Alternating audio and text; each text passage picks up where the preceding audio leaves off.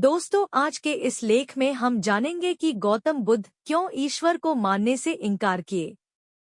दोस्तों, आपके दिमाग में भी कभी ना कभी यह सवाल जरूर आया होगा कि ईश्वर है या नहीं। तो चलिए जानते हैं आज की इस कहानी के माध्यम से बुद्ध ने क्यों कहा कि ईश्वर नहीं है।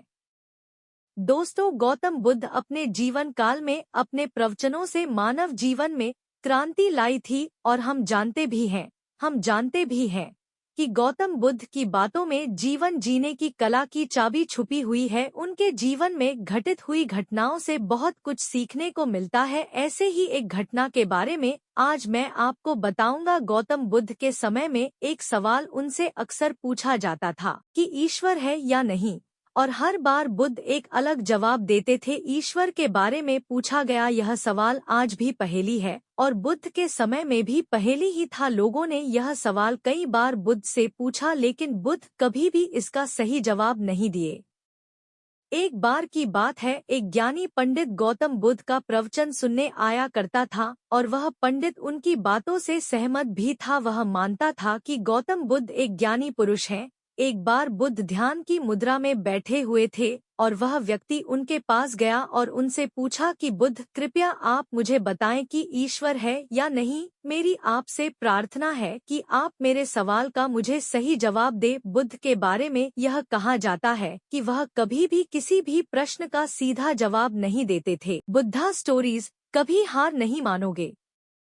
उनके हर जवाब में रहस्य भरा होता था। ज्ञानी पंडित ने कहा कि मुझे ईश्वर के बारे में आपसे जानना है, ईश्वर है या नहीं। बुद्ध उसकी बात सुनकर मुस्कुराए और फिर पंडित से बोले, ठीक है।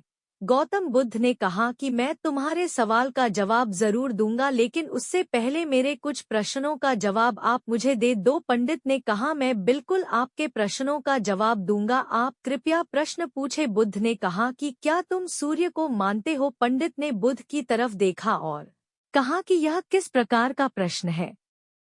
मैं छोटा बच्चा हूँ, आप जो मुझसे बच्चों वाला प्रश्न पूछ रहे हैं।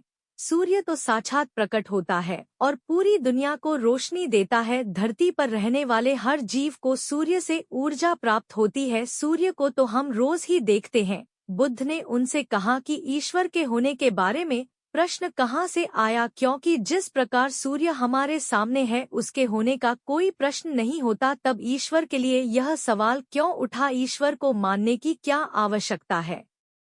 इसका मतलब तो यह हुआ कि आपके मन में कहीं न कहीं ईश्वर के प्रति संदेह है, क्योंकि ईश्वर सूर्य की तरह आपके सामने नहीं है। आप ईश्वर को भी बुद्धि से ढूंढने के लिए निकले हो और बुद्धि केवल उन्हीं बातों को मानती है जो उसके सामने दिखाई देता है, और ईश्वर कभी भी आपको प्रत्यक्ष रूप में सामने दिखाई नहीं देगा। अगर दिख जाए तो वह ईश्वर नहीं होगा। गौतम बुद्ध ने कहा कि तुम ईश्वर को मानते हो या नहीं। असल में यह प्रश्न ही गलत है और गलत प्रश्न का सही उत्तर कैसे दिया जा सकता है। इसलिए अगर इस गलत प्रश्न के पूछे जाने पर और अगर किसी के उत्तर दिए जाने पर तो वह उत्तर भी इस प्रश्न की तरह ही गलत होगा। पंडित बुद्ध की बात सुनकर थोड़ा भ्रमित सा हो गया। उसने कहा कि बुद्ध, आप किस तरह की बातें कर रहे हैं, मुझे कुछ समझ नहीं आ रहा है। बुद्ध ने कहा, अगर मैं तुम्हें सीधे शब्दों में बताऊं तो इसका मतलब यह है कि ईश्वर को माना नहीं बल्कि जाना जा सकता है।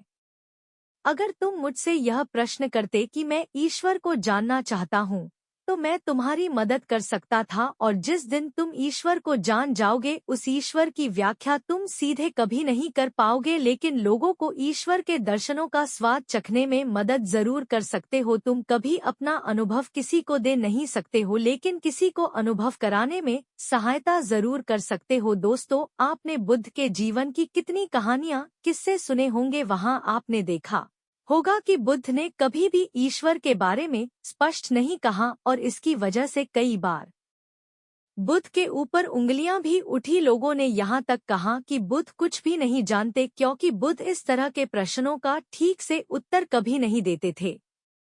गौतम बुद्ध इस तरह के प्रश्नों से हमेशा बचा करते थे, क्योंकि ईश्वर और आत्मा के संबंध में कोई उत्तर दिया ही नहीं जा सकता है, और अगर कभी देना भी पड़े तो वह उदाहरण के माध्यम से उसे समझाने का प्रयास करते थे, क्योंकि ईश्वर और आत्मा के संबंध में कोई उत्तर दिया ही नहीं जा सकता है, यह संभव ही नहीं है। और मेरा यह मानना है कि बुद्ध को सचमुच ज्ञान प्राप्त हुआ था, वह उस ईश्वर का अनुभव कर चुके थे, और कोई भी व्यक्ति जो इस अनुभव को प्राप्त कर चुका हो वह कभी भी ईश्वर के बारे में या ज्ञान के बारे में सीधा सीधा कभी नहीं बताता। वह आपके प्रश्न को बीच में ही लटका देता है, क्योंकि वह चाहता है कि आप उसका स्वाद खुद चखे।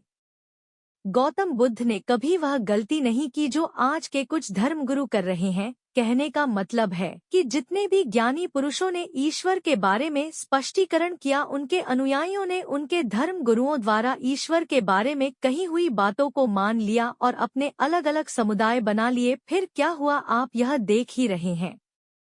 उन गुरुओं द्वारा दी गई प्रामाणिकता के आधार पर आज वह सभी समुदाय एक दूसरे के दुश्मन बने हुए घूम रहे हैं और हथियारों के दम पर यह प्रमाणित करना चाहते हैं कि मेरा गुरु सही है, मेरा ईश्वर सही है। वह लोग यह कहते हैं कि तुम अपनी ईश्वर को छोड़ो और हमारे ईश्वर को मानो, क्योंकि हमारा ईश्वर सत्य है। अगर कोई व्यक्ति ईश्वर की सीधी व्याख्या कर देगा तो अज्ञानियों की भीड़ उसकी बातों को मान लेगी, वह भी ईश्वर का अनुभव कभी नहीं करेगी। वह भीड़ तो केवल आपकी कही गई बातों के आधार पर किताबें लिख देगी और हाथ में तलवार लेकर चल पड़ेगी कि हम अपने समुदाय को बढ़ाएंगे, अपने धर्म को बढ़ाएंगे, प्रचार प्रसार करेंगे। शायद बुद्ध इस बात को जानते थे, इसीलिए उन्होंने कई बार ईश्वर के वजूद को भी नकारा। इनकार इसलिए किया कि आपकी प्यास और गहरी हो सके, आप उसको जानने के लिए उतावले हो जाएं। अगर बुद्ध ईश्वर के बारे में सीधे सीधे कह दे तो भीड़ आसानी से उनकी बात मान जाएगी, और ऐसे ही हमने धरती पर ना जाने कितने ही ईश्वर और भगवान को जन्म दे दिया है। ऐसा लगता है कि ईश्वर ने मनुष्य को नहीं बनाया, बल्कि मनुष्य ने ईश्वर को पैदा किया है।